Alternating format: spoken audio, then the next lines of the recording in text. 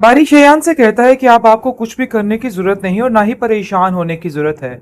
मैंने ये गड्ढा खोदा है और मैं ही इस खड़े को जो है सही तरीके से हैंडल करूंगा। तो इसलिए आप बिना वजह की बातों की टेंशन ना लें। मसला तो ये है जी, जो नाया कर रही है ना ना वो इधर की रहेगी और ना वो उधर की रहेगी।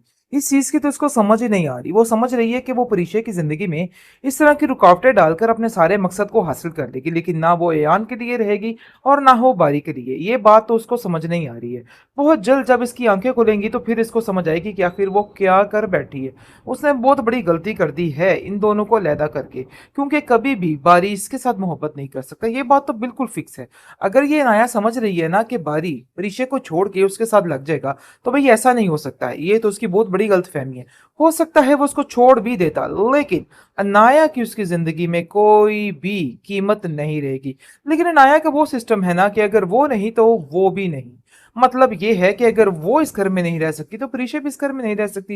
लेकिन परिशे कहीं ना कहीं अपनी जगह ठीक है। बस उसका अंदाज थोड़ा गलत हो चुका है। उसको अपनी सारी बात क्लियर तरीके से बारी को बता देनी चाहिए कि आखिर असल मसला क्या है।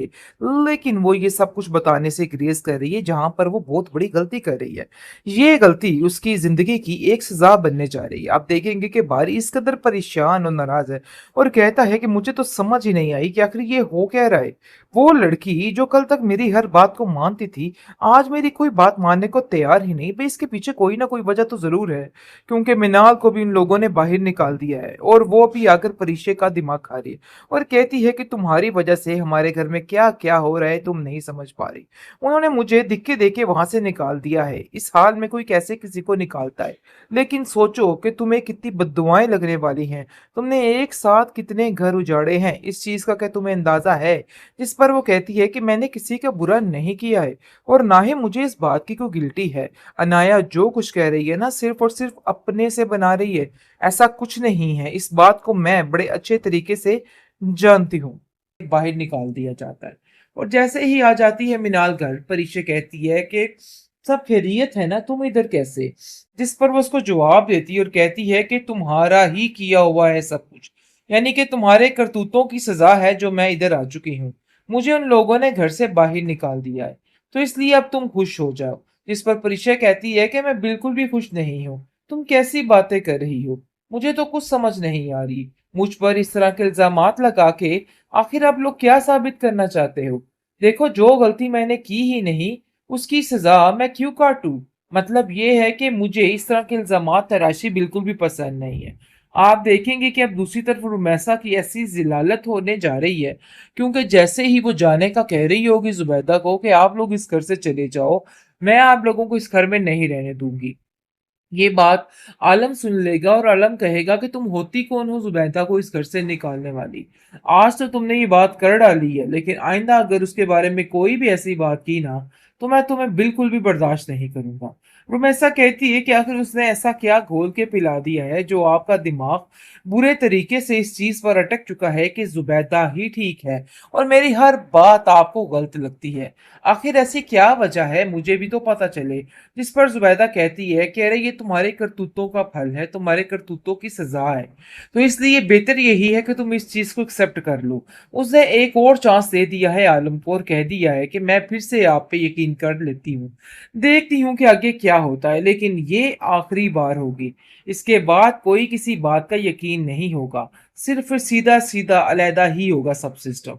जिस पर आलम उस बात मान लेता है और कहता है कि हाँ बिल्कुल ठीक है, मुझे आखिरी मौका दे दो। बेहतरीन रोमांसर और रहमत में धमाकेदार खबर सामने आ चुकी है। जैसा कि आपने देखा कि अनाया ने बारी और परीशे के दरमियान जो इख्तलाफात पैदा किए वो इन सब चीजों में काफी हद तक कामयाब हो चुकी है। अब आ जाकर यही रास्ता नजर आ रहा है कि परीशे को तलाक दे दी जाए, फिर ही सारे मामले ठीक हो सकते हैं। मतलब ये है कि अब सबकी नजर में एक ही हल है और सब लोग यही समझ रहे हैं कि यही सबसे अच्छा काम है, क्योंकि परिचय को इस घर में रखना सिवाय जिल्लत के और कुछ नहीं है। लेकिन परिचय का तो अंदाजा ही नहीं था कि इन सब चीजों का इतना बड़ा बवाल मच जाएगा और इतना तमाशा हो जाएगा। उसको तो इन सब चीजों की समझ ही नहीं थी। आप देखेंगे कि बारी इतना परेशान है। अनाया ने उसका दिमाग इतने बुरे तरीके से खराब कर दिया है कि उसको ऐसा लगता है कि नाया की बातों के अलावा कुछ भी ठीक नहीं। मतलब ये है कि जो कुछ उसने आंखों से देखा है ना वो उसके दिल से नहीं उतर रहा है। और वो परिचय को कहता है कि आखिर आंखों देखी मक्खी मैं कैसे निगल सकता हूँ। मतलब ये है कि सब कुछ मैंने अपनी आंखों से देखा है, लेकिन इसके बावजूद कैसे मैं तुम्हारी बात पे यकीन कर जाऊं कि तुम ठीक कह रही हो। जिसको सुनकर वो कहती है कि देखो तुम्हें मेरी बात का यकीन करना होगा, मैं वाकई में सच बोल रही हूँ, ऐसा कुछ भी नहीं है। ये सिर्फ और सिर्फ अनाया की चाल है जो कि वो चली जा रही है। जिस पर वो कहता है कि मैंने अपनी आंखों से हर चीज देखी है, लेकिन तुम कैसे इस चीज को मान सकती हो और कैसे इस चीज से इनकार कर सकती हो। मुझे तो इस चीज की समझ नहीं आ रही है। जिसको जी सुन के काफी ज्यादा गुस्से में परिशे भी आ जाती है और कहती है कि आखिर ये सब कुछ क्या है, मुझे तो समझ नहीं आ रही। मैं आप लोगों के साथ इतने अच्छे रवैये से पेश आ रही हूँ, इतना अच्छा रवैया कर रही हूँ, लेकिन आज आप लोगों ने बता ही दिया कि ससुराल ससुराल ही होता है। मतलब ये है कि इतना कुछ करने के बावजूद भी आप लोगों ने मुझे हमेशा जलील ही किया है, और आज तो सब आप लोग ऐसे हो गए हैं कि सबको अनाया की बातें सही लग रही हैं। अनाया कहती है कि जितनी जल्दी हो सके ना मिनाल को भी इस घर से निकाल दिया जाए, तो ऐसा ही होता है।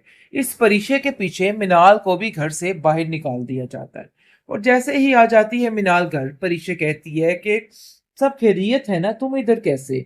जिस पर वो उसको जवाब देती है और कहती है कि तुम्हारा ही किया हुआ है सब कुछ, यानी कि तुम्हारे करतूतों की सजा है जो मैं इधर आ चुकी हूँ।